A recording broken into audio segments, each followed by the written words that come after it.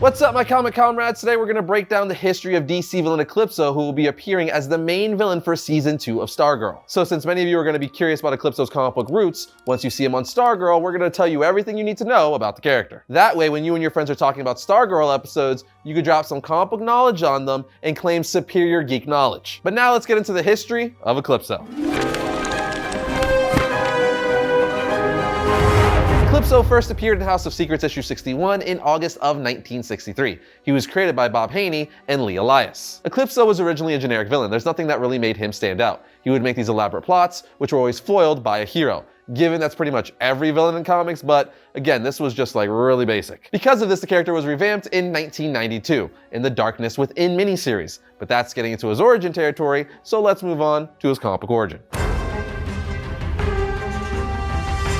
Eclipso's original origin goes as follows and can be found in the House of Secrets issue 61. One day, a scientist by the name of Bruce Gordon, which was a play on the names Bruce Wayne and Commissioner Gordon, Eclipso's creators thought it would be funny to mash the names together. Anyway, Gordon was working on making a city, Solar City, completely solar powered, and one of the main keys to this was using a black diamond. And as Gordon was tinkering with the device and the black diamond, an eclipse happened thousands of miles away, and for whatever reason, started to affect Gordon. He starts asking himself, what's happening to me? I'm being transformed into something greater, stronger than that fool, Bruce Gordon. As he says, listen to Eclipso world, I am here to declare war on the forces of good. As we see his face starting to have an eclipse on it. He then goes into his locker where there was already a pre-made Eclipso costume waiting for him. You may be asking the same thing I'm asking, why would there be a pre-made Eclipso costume in there before he even became Eclipso? No idea.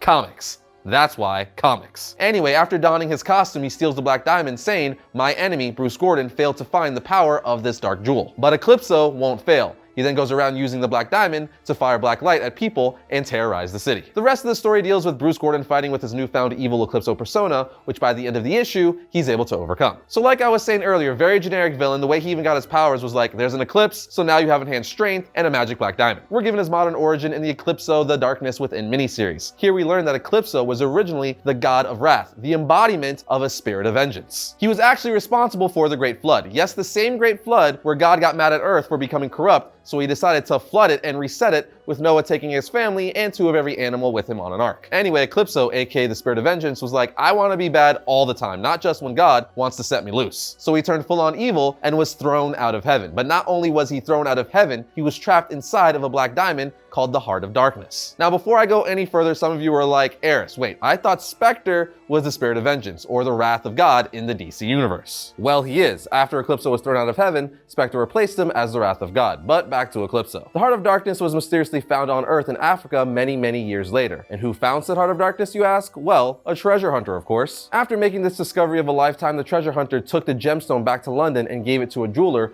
who would separate the gemstone into 1,000 black diamonds. The problem is shattering the Heart of Darkness by breaking it into 1,000 diamonds released the Spirit of Wrath, aka Eclipso, who would now be able to possess people with hatred and anger. 100 years later, we would see that Eclipso went to the moon, the dark side of the moon, in a big old fortress, one that rivaled Dracula's castle. Once at the fortress, Eclipso decided he was going to use the shards to infect people with hatred and anger and eventually eradicate all good, taking over the world and unleashing his full power. From here, Eclipso would go on to possess some of the greatest heroes in the DC universe, including nearly the entire Justice League in his quest for true freedom and unlocking his full power. And just like that, you know Eclipso's original origin and modern origin. So now it's time for story arcs and publication history.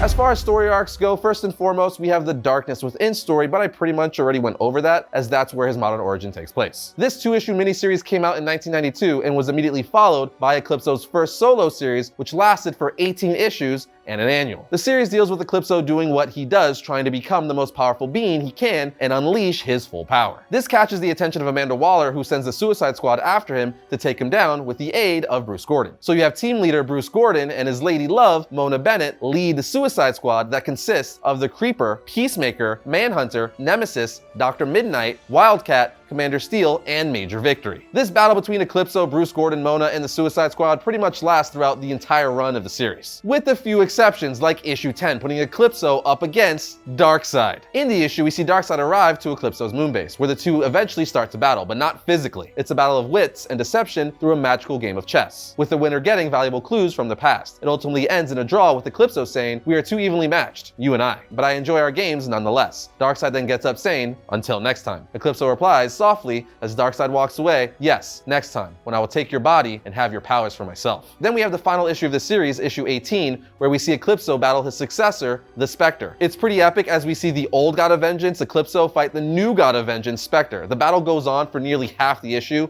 and towards the end of the issue, Phantom Stranger shows up. At which point, the Spectre says, "Stranger, what is the meaning of this? How dare you presume to interfere in a struggle between two gods of vengeance?" Stranger replies, "There's only one way to destroy Eclipso, Spectre, by fusing together all of these stones, thereby recreating the Heart of Darkness and restoring the original spell that toppled Eclipso. And there's only one being capable of performing such a task, Eclipso's successor." At which point Spectre's all like, "Oh, so I'm still the one who's gonna lay the smackdown on him, so yes, I'll do it." Eclipso then grabs a piece of the Heart of Darkness and infuses the other shards by compressing them together inside of his bare hands. With Stranger saying, "I suggest you make haste, Spectre," with him replying, "Fear not, Stranger, it's as good as done." Spectre then holds the Heart of Darkness up to Stranger saying, "So it is done, Stranger. You are certain this will finish Eclipso?" He replies, "Oh yeah, Spectre, all over the world." As we get panels of everyone infected by the shards of Eclipso put back in prison. After this, we would get the JSA Princes of Darkness story, where Eclipso, despite apparently being imprisoned once again in the Heart of Darkness, returned when all the fragments of the Heart of Darkness, except one, are liquefied by Alex Montez, who then injects said liquefied fragments into his blood, which gives him Eclipso's powers by trapping him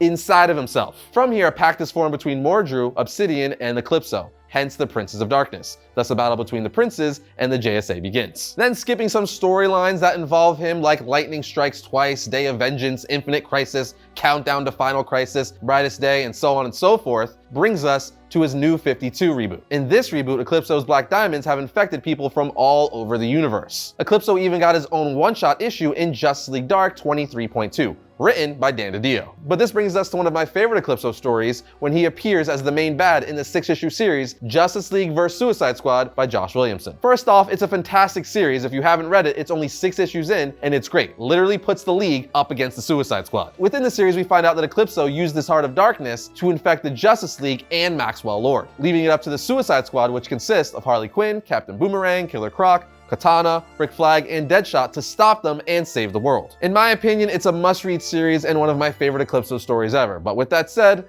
let's move on to powers and abilities.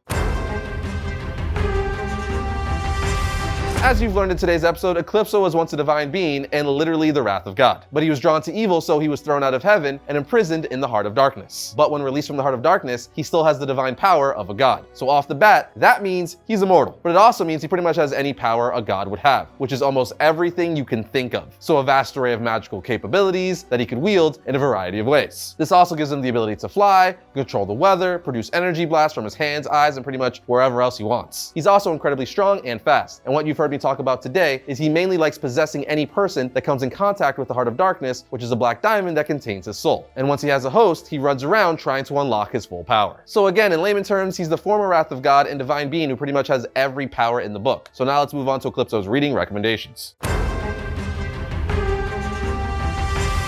Check out his first appearance in House of Secrets issue 61, the Darkness Within miniseries, his 1992 solo series, the JSA Princes of Darkness series, and Justice League vs. Suicide Squad. That's definitely enough to get you all started. And that's going to bring today's episode of Variant to a close, but if you enjoyed today's video, be sure to check out this one right here to my left, and if you like all of our content, be sure to subscribe, like, and comment. It always helps the channel grow. But other than that, I'll see you guys next time when I talk about all things comics.